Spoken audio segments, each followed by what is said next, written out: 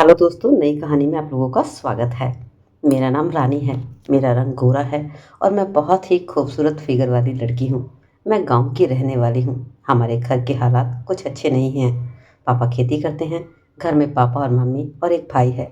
वह मुझसे 4 साल बड़े हैं। यह कहानी सन 2021 की है। उस समय मैं अपनी बीए की पढ़ाई कर रही थी। तब मुझे कॉलेज में एक लड़के ने लेटर लिखा, जो मेरे घर में पकड़ लिया गया और मेरे पापा ने मेरा कॉलेज जाना बंद कर दिया। उस एक लेटर ने मेरी पूरी ज़िंदगी बदल कर रख दी।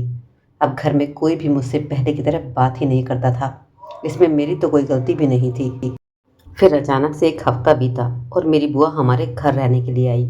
जब वह वापस गई तो मुझे उनके साथ उनके घर भेज दिया गया। वहीं से मेरी ज़िंदगी में एक नया मोड़ आया।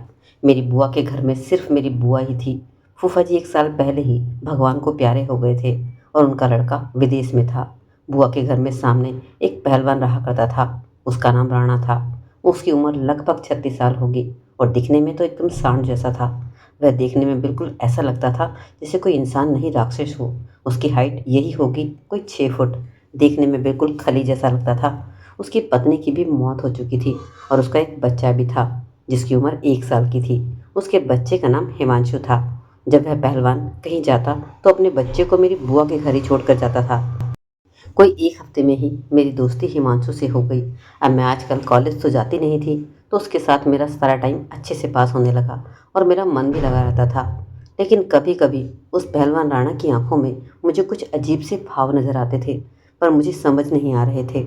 उसका मुझे यूँ देखना मुझे अच्छा भी लगता था। अब कोई और तो था नहीं मेरी ज़िंदगी में। माँ बाप ने भी मुझे बिना गलती के अपने आप से दूर कर दिया था।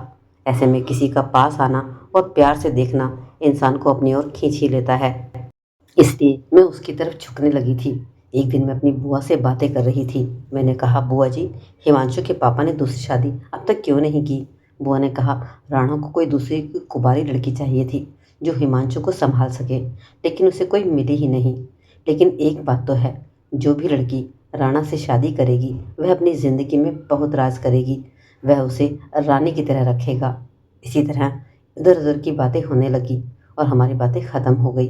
अब मेरे मन में हिमांशु के पापा यानी कि पहलवान के लिए कुछ कुछ होने लगा था। रात को मेरे सपनों में भी वह पहलवान आने लगा था। अब हिमांशु भी ज़्यादा टाइम मेरे पास ही रहता था। अब जब भी वह पहलवान अपने बेटे को छोड़ने आता, मैं उसे हल्की सी स्माइल देती।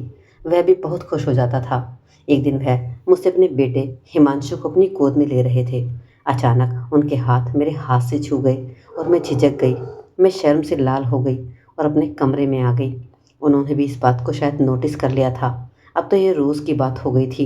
हिमांशु को लेते टाइम उस पहलवान ने मुझे छूने का बहाना सा ढूंढ लिया था। मैं भी मुस्कुराकर अपना मुंह नीचे कर लेती। कुछ दिन ऐसे ही चलता रहा। फिर वह दिन भी आया जिसका मुझे इंतज़ार था। एक दिन मेरी बुआ रिश्तेदारी में कहीं गई हुई थी।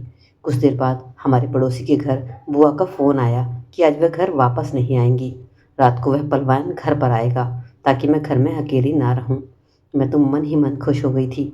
शाम के 5 बज रहे थे तो मैं जल्दी से नहा धोकर अच्छे से तैयार हो गई। मैंने एक गुलाबी रंग का सूट सलवार पहना था। ऊपर से मैंने लाल रंग की चुनरी भी ओढ़ ली। अपने बाल भी मैंने अच्छे से बनाए थे। खूबसूरत तो मैं थी ही। अब मैं बैठकर उस पहलवान का इंतज़ार कर रही थी कि कब आएगा। शाम को लगभग 7 बज रहे थे। अपने बेटे के साथ वह घर पर आया। उसने मुझे हिमांशु को पकड़ाते हुए कहा, रानी, तुम दलिया बनाकर मेरे बेटे को खिला देना और उसे सुला देना। हम दोनों के लिए खाना मैं बाहर से ले आऊँगा। फिर वह चला गया। मैंने हिमांशु को दलिया खिलाया और सुला दिया। शाम के 8 बजे वह पहलवान वापस आया और खाना मुझे देकर नहाने के लिए चला गया। नहाकर पहलवान ने पजामा और टी शर्ट पहन ली। टी शर्ट में कसी उसकी बॉडी बहुत आकर्षक लग रही थी। मुझे कुछ कुछ होने लगा था। हम दोनों ने खाना भी खाया। वह बोला, रानी, आज मुझे कहाँ सोना है? बोली, बेड पर ही सो जाओ, हिमांशु तो सो गया है, आप उसके साथ ही सो जाओ। वह पहलवान जाकर अपने बेटे के पास सो गया। मैं दूध गर्म करके कमरे में आई तो बेड पर पहलवान अपने बेटे के साथ लेटा हुआ था। मैंने दूध का गिलास उसको पकड़ा दिया और मैं सोफे पर जाकर बैठ गई। तो पहलवान मुझे बोलने लगा, अरे रानी, तुम भी बेड पर ही आ जाओ, एक किनारे पर सो जाना, वहाँ सोफे पर क्यों बैठी हो? और कहने लगा, रानी, दरवाज़ा भी बंद कर देना, नहीं तो बाहर की आवाज़ से मेरा बेटा जाग सकता है। उसके बाद मैं सोने का नाटक कर रही थी। कुछ देर बाद उसके पैर मेरे पैर पर हल्के से छू गए। माहौल थोड़ा अजीब सा हो गया था। मैं चुप रही। हम दोनों चुपचाप लेटे थे, लेकिन दिल की धड़कनें तेज़ हो रही थी। शायद वह भी वही महसूस कर रहा था जो मैं महसूस कर रही थी। मैं थोड़ी असहज हो गई, लेकिन कुछ कह नहीं पाई। हम दोनों के बीच की दूरी पहले जैसी नहीं रही थी। अब वह मेरे थोड़े करीब आ गया, फिर बोला, रानी, मुझसे शादी करोगी? मैं तो चुप रही। फिर उन्होंने कहा, बोलो ना, क्या तुम मुझसे शादी करोगी? क्या तुम मेरे बच्चे की माँ बन सकती हो? मैं बोली, मुझे शर्म आ रही है। फिर बोले, अच्छा मेरी जान, अभी उतार देता हूँ तुम्हारी शर्म। यह बोलकर उन्होंने मेरा हाथ अपने हाथ में ले लिया। मैं सब कुछ समझ चुकी थी, लेकिन कुछ कह नहीं पा रही थी। उन्होंने मेरे हाथों में अपना हाथ थमा दिया। ऐसा लग रहा था जैसे कोई सपना हो। कुछ ही देर में सारा रोमांस प्यार में बदल गया। मेरी धड़कन इतनी तेज़ हो गई कि लगा जैसे पूरी दुनिया सुन्न हो गई। पहलवान ने मुझे अपनी बाहों में भर लिया और मैं कुछ नहीं कह पाई। अब ऐसा लग रहा था जैसे मैं जन्नत में थी। मुझे नहीं पता क्या हुआ, लेकिन सब कुछ अपने आप ही हो गया। कहने लगा, नहा लो, तुम थकी लग रही हो। मुझे खुद को संभालने का मौका मिला। इससे मुझे थोड़ा आराम मिला। सुबह करीब 9 बजे वह पहलवान चला गया। मैंने आराम की दवाई ली। थोड़ी देर राहत मिली। थोड़ी देर में मैं नॉर्मल भी हो गई। अब मुझे थोड़ा सा सुकून मिल रहा था। शरीर अब शांत था और मन थोड़ा हल्का था। फिर 10 बजे मेरी बुआ भी आ गई। अब जब भी मैं अकेले होती, हमारे बीच ये सब होने लगा था। हमारे बीच की दूरियां कम होती रही और हम एक दूसरे के और करीब आते गए। अब हर पल को साथ में जीने लगे।